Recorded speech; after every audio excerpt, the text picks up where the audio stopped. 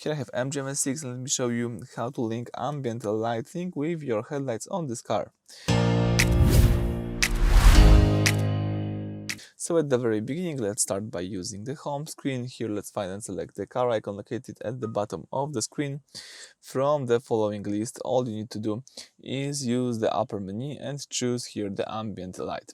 Then from the following view, select theme settings, and as you can see here, you've got this feature on with exterior lights.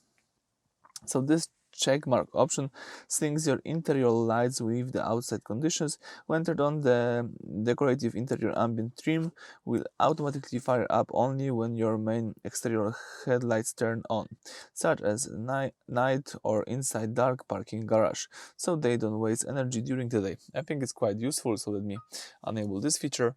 And that's it. Thank you for watching. Please subscribe to our channel and leave thumbs up.